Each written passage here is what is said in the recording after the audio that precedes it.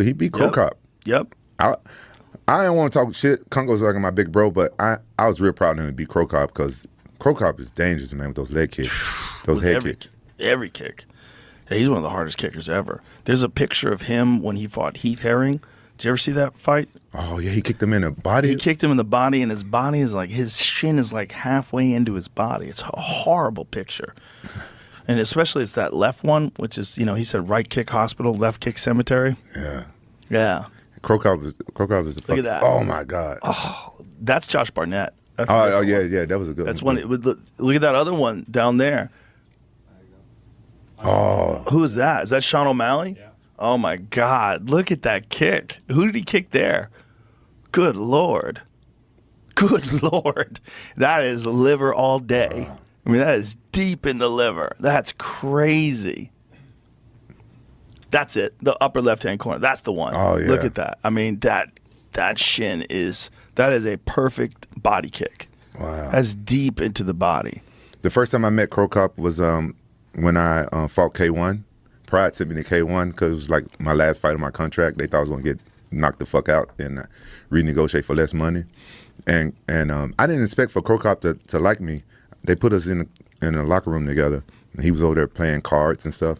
And this Japanese reporter come over to me. I was on the ground like stretching, warming up, whatever. And I had my chain on the ground, which is crazy because I never laid a chain down. I don't know why I was on the ground. And a Japanese lady came and she was like, "Oh, why do you got this chain? What does this chain mean?" I guess K1 didn't know anything about me because I was coming from Pride. And I put the chain on. I said, "Oh, I'm a dog." And I started humping her. And Crow Cop died laughing. Then ever since then, he liked me. Every time I see him, funny. He'll come and I could make him laugh and stuff. He was a cool guy. He's a cool guy. He's a very cool guy. He's one of the first guys that came from kickboxing that did really well in MMA because he was so explosive. Yeah. Like a lot of those other guys like Peter Aerts or Ernesto Hoost, I don't know if their style would have translated because they would just set you up over time, and Ernesto would be chopping at the legs and hit you with shots, but Crow Cop would just explode on you. And he had good wrestling defense. Mm-hmm. Antonio McKeith say he was training with Crow Cop, teaching him wrestling. Really? Yeah, and Antonio McKeith is one of the best wrestling coaches. He's one of the best MMA coaches out there. Well, he developed very good takedown defense, and that's what made him so scary. Yeah. Because if you have to stand up with that guy, which shows you how good Fedor was in his prime, because those two fought in their prime, and Fedor was walking him down.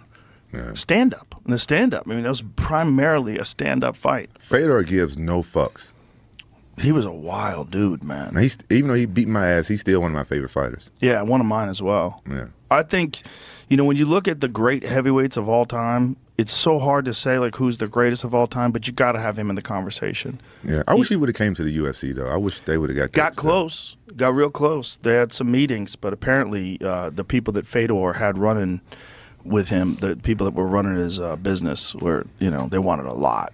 They wanted like co-promotion with the UFC. It wasn't just like give us some money. And, I guess the UFC was willing to give him a lot of money, but they were like, no, we want co-promotion. Yeah, that's too much. They wanted to be a part of the business. They wanted to take over a little bit of the business. Yeah, I heard rumors they wanted to have like rights to UFC Russia or some shit. There's a bunch of different things. You'd have to talk to Dana, but I remember it was enough so that they had to beef up security. Like they were worried about how the negotiations went south. Wow. Yeah, they got nervous. It was a weird time. Those guys that were with him, they were serious dudes. Wow. Yeah. I would like to fight Fedor again. That was my last fight, and I wasn't me. I was very unhealthy, but I didn't. Why were you unhealthy? What was wrong? Because I got mixed diagnosed with hypothyroidism. Yeah, so I was on this medicine, and the medicine was making me fat. And I was training hard. And what kind of medicine did they have you on? I forgot the name of it, but I had been on it for Synthroid? Yeah. Mm-hmm. And I had been on it for a while, and then I started training with TJ Dillashaw and Juan Archuleta, and they took me over there to Coach Cal. Oh. And that guy's a genius. Yeah, he's a genius. He's like a scientist. So he looked at my blood, and he looked through everything, and he was like, "You don't have a thyroid problem. Something wrong with your C3 or T3, whatever the fuck he said. But you don't have a thyroid problem, and that medicine you take is fucking you up." And I just quit the medicine. I said, I knew it was the fucking medicine. But he said, "Hey, I don't suggest you just quit cold turkey. You don't know how your body is going to react." And then I said, "Fuck this. This medicine fucking me up. I'm quitting it." And when I got to Japan, one of my coaches told me, "Oh, you got to carb up before you fight. You got to carb up," because he noticed I wasn't eating carbs. And I listened to my coach. I'm a very coachable fighter, and I just got bloated overnight. I wasn't even looking that big when I got to Japan, and I just fucking blew up. And I said, "Fuck it, I'm fighting. I'm not pulling out of this fight." You were thinking about pulling out? Yeah. When I fucking saw myself in the fucking mirror, I was like, "What the fuck is this?"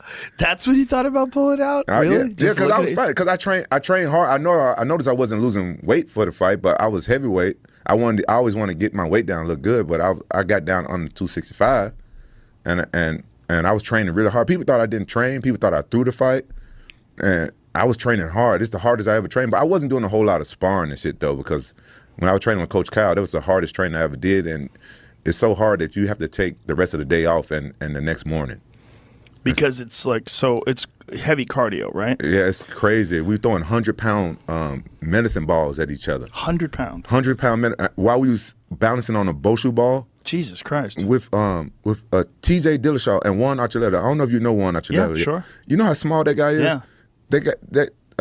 Coach Kyle had us flipping tires up a hill, like 200, 400-pound tires. I never flipped a tire before. This motherfucker used to flip his tire up the hill, run down, and help me flip mine. That's how strong that little motherfucker is. Yeah, he's strong as fuck. He's a great wrestler. Yeah, great wrestler. And they have you on that spin bike, like a hard spin bike type of thing, for like an hour. Like it was torture. But I said, you know what? I'm gonna do this shit. I'm gonna train really hard. And at the end of the day, all this shit fucked me up. So I cursed those two specialists that I saw, two different specialists, and they didn't do shit. Just said, "Oh, you gotta be on this medicine for the rest of your life." And the second one, after I saw Coach Kyle, I went to somebody and they did a MRI on my thyroid, and they were saying that it's not enough data yet to know if you damage your thyroid from getting and putting a lot of rear naked chokes. Oh, really? They said it's not enough data yet. Because I asked them, because have you ever been in a rear naked choke and you fight so hard then your throat hurt a little bit? Oh, yeah. Yeah. I asked them about that. He said, yeah, it's not enough data yet. You guys haven't been doing this shit long enough for us to know.